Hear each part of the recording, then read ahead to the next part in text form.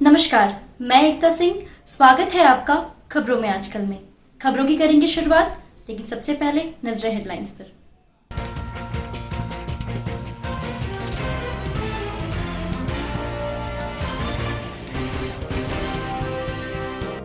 महापर्व छठ व्रत जहानाबाद में धूमधाम से संपन्न। सभी घाटों पर व्रतियों की उमड़ी भीड़, नहीं दिखा कोरोना का कोई भय।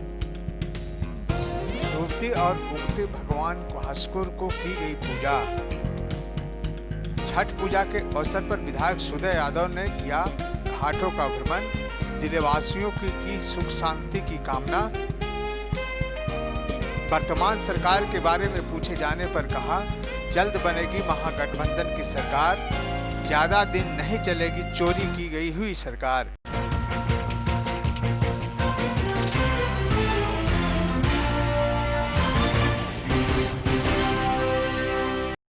अब खबरें विस्तार से।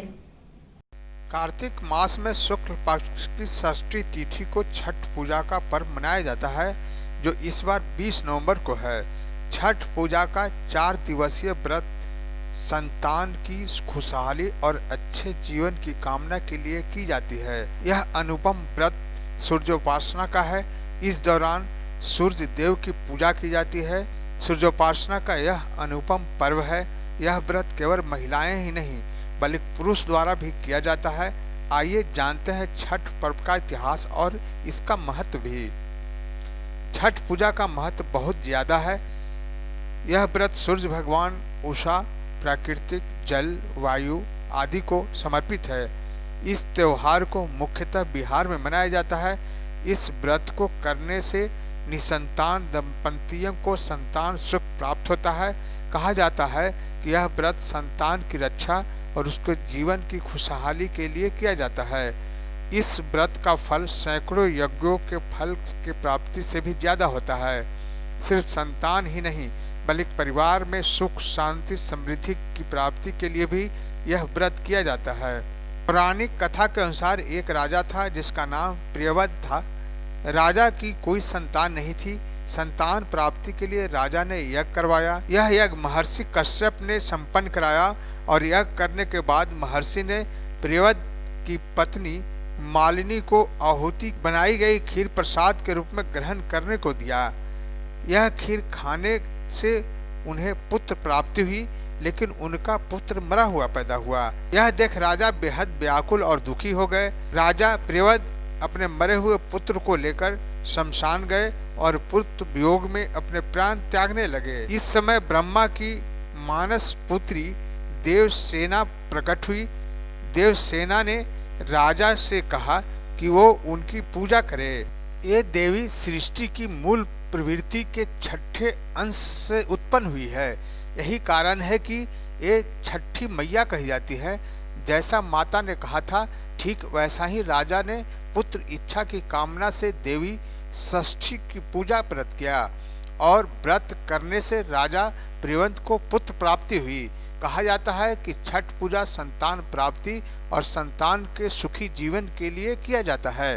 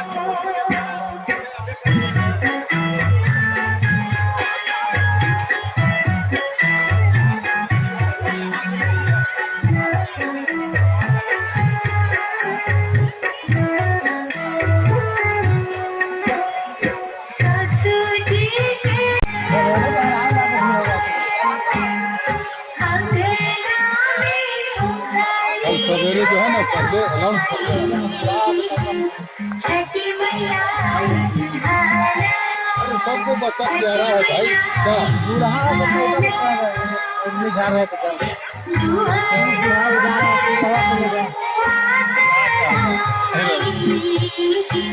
छठी मैया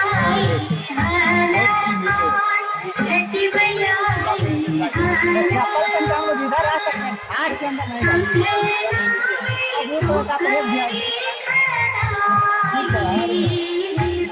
छठी मैया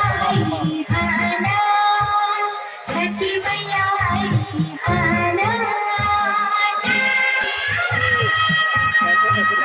मेरा भी सुनना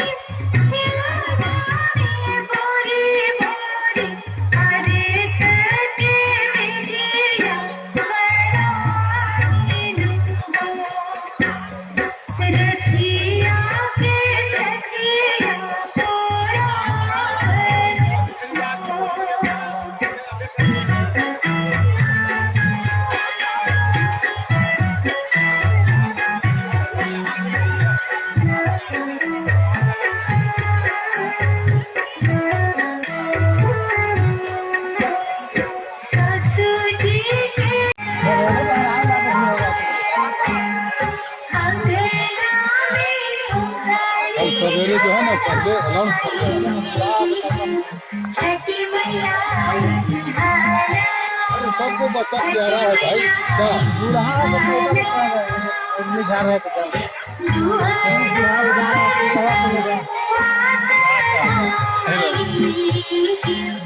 छठी मैया छठी मैया इधर आ सकते हैं आठ के अंदर नहीं अब वो तो का भेज दिया छठी मैया छठी मैया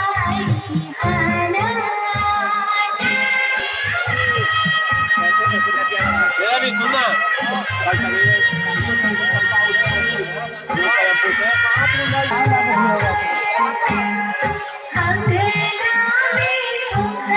सवेरे जो है ना कर दे अलाउंस कर दे छठी मैया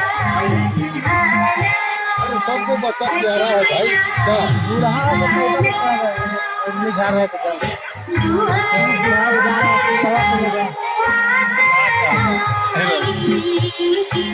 छठी मैया छठी मैया इधर आ सकते हैं आठ के अंदर नहीं अब वो तो का भेज दिया छठी मैया छठी मैया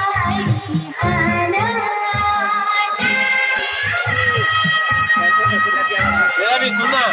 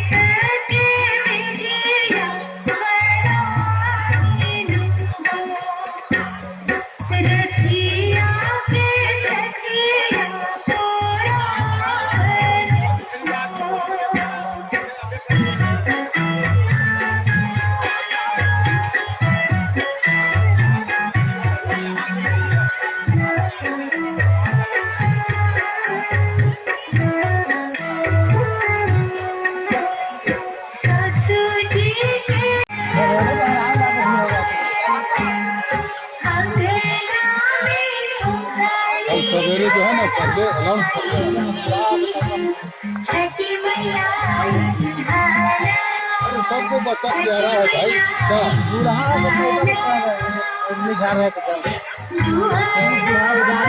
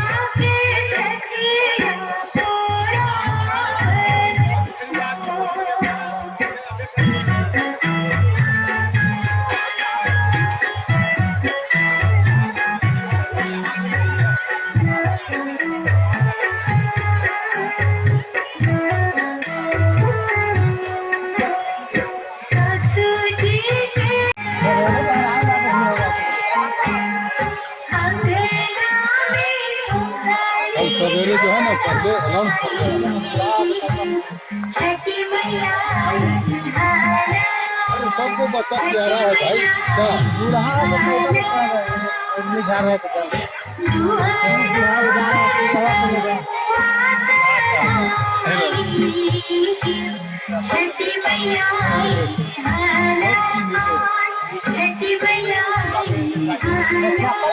इधर आ सकते हैं हाथ के अंदर नहीं डालते अब वो तो का हो गया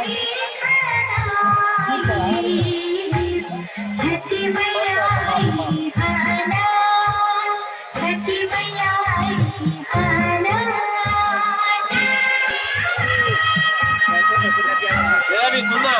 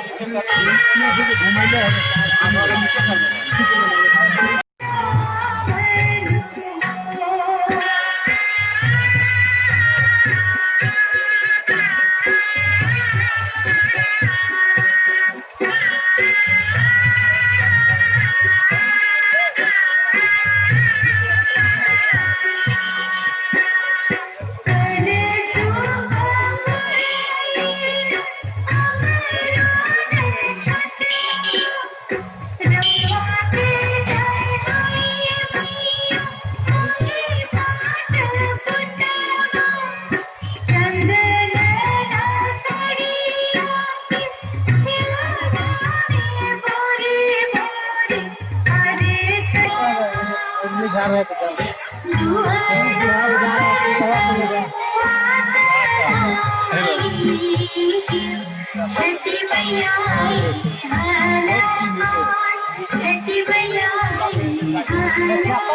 इधर आ सकते हैं घाट के अंदर नहीं डालेंगे अब वो तो का प्रयोग भी आएगी